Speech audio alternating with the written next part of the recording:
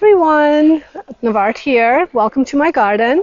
So today I'm planting salvias and I thought this would be a really great time to show you what's going on in the garden and go ahead and plant some salvias today.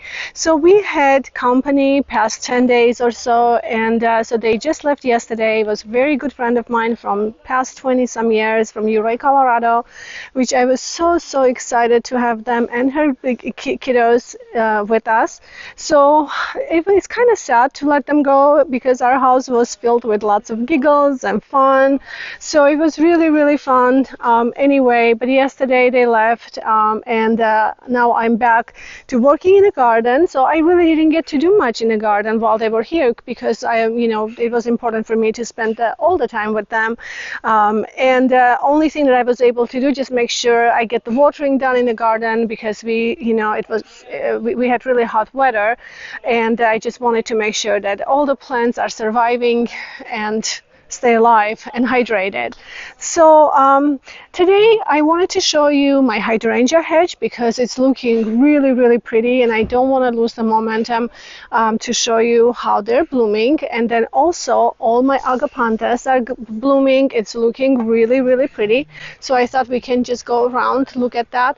But what I'm going to do today, just really quick, I wanted to show you. So these are salvias. These are Rockin' True Blue salvias. So I'm going to plant one right here, and I think this might be a really good spot just because I have climbing rose here, Charles Austin, and you can see Charles Austin is starting to bloom, and it would be so beautiful to have this combination. And many of you guys probably have noticed that I love having the apricots and blues together, or the purples. I think they're just really pretty. And this cane is getting big, so this Charles Austin rose, the climbing rose, was planted here only, I believe, not last winter but winter before, and it was a bareroot rose. So it is just now starting to take off. This year it has been keep awarding me with the beautiful flowers, and has a gorgeous scent. Now this one, I was so inspired actually by this rose that I purchased another one just recently. You probably saw the video planting a second one in the garden. But my goal here is as this climbers start growing, now this is not a very big climber, so this one probably will reach about maybe 1.80 m, something like that, around 2 feet. I'm sorry, 2 meters. And I'm hoping that I can have the canes, kind of come over on this sculpture and maybe secure it somehow and have the roses kind of bloom, but not really, take over basically, but just kind of give that beautiful softness on the sculpture. And I thought the blue would look really beautiful here. Anyway, and this was a gift from my wonderful friend who was here. So she gifted this to me. I was very excited. Now this one it's a Rockin' True Blue salvia, and I love those salvias. I'm actually looking for the purple one too because they're just such a great color in the summertime. Salvia Rockin' Sky Blue. I'm sorry, it's the Sky Blue. So this one has just really gorgeous, I'll bring closer to you so you can see. It has a nice beautiful sky blue flowers, and you can see these ones are spent. What I'm going to do is just go ahead and prune those after I plant them, and then they probably will continue blooming all summer, which is going to be really pretty. So, and I think this one is the same, if I'm not mistaken. Let me take a look at this one. I thought I saw True Blue. See, this one is a True Blue actually. I didn't realize I have two. So this one is the True Blue salvia, and then this one is the Sky Blue. So what I might do is I might take the True Blue over on this side and then Sky Blue on this side. So maybe I'll just swap.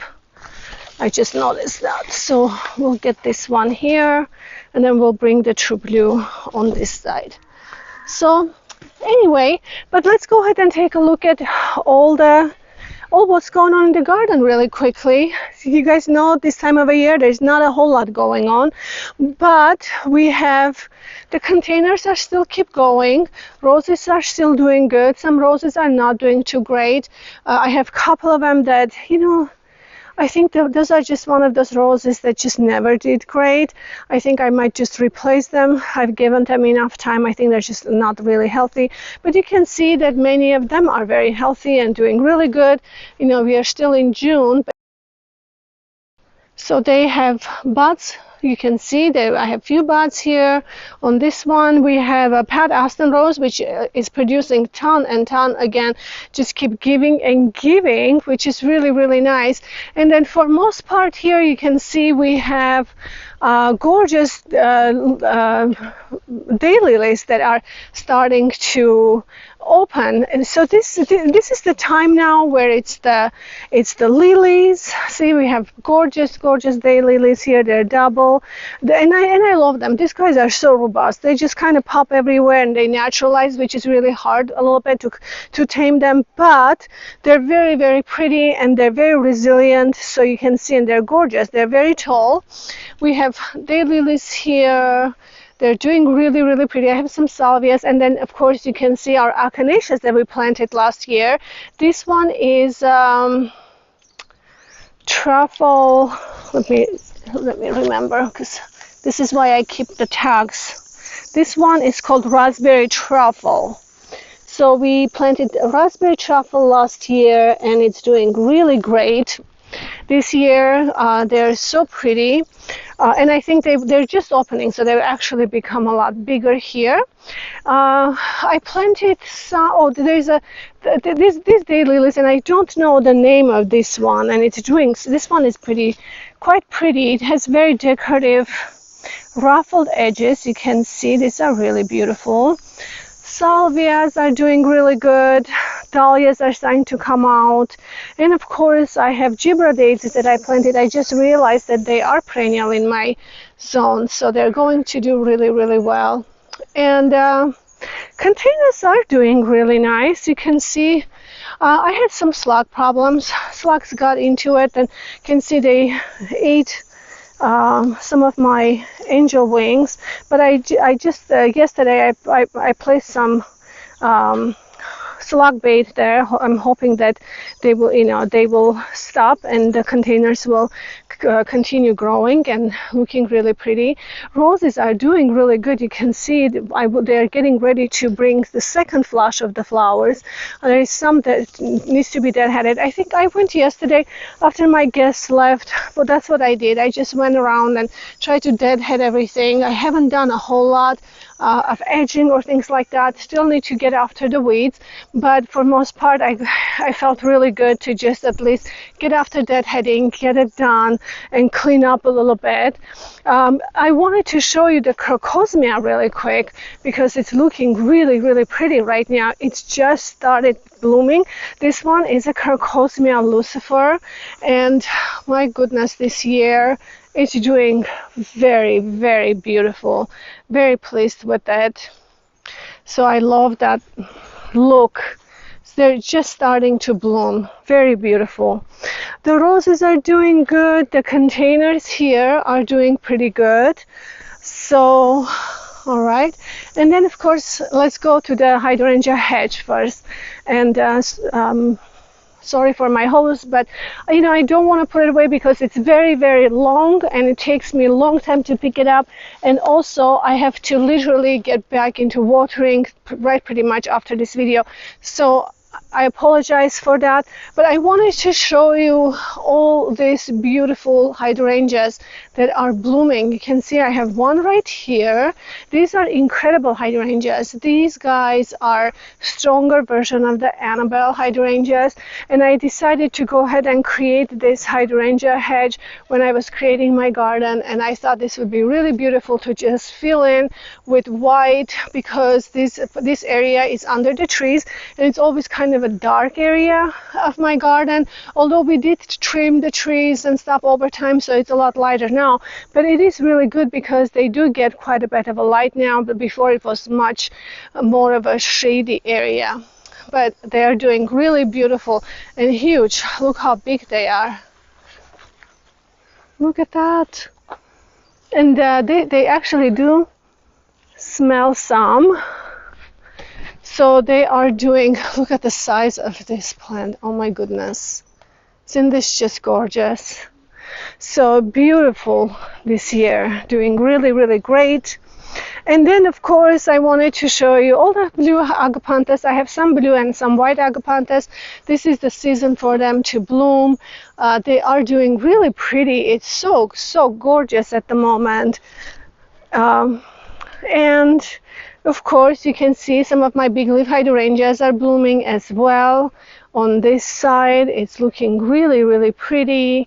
But the agapanthus are just look at the bumblebee.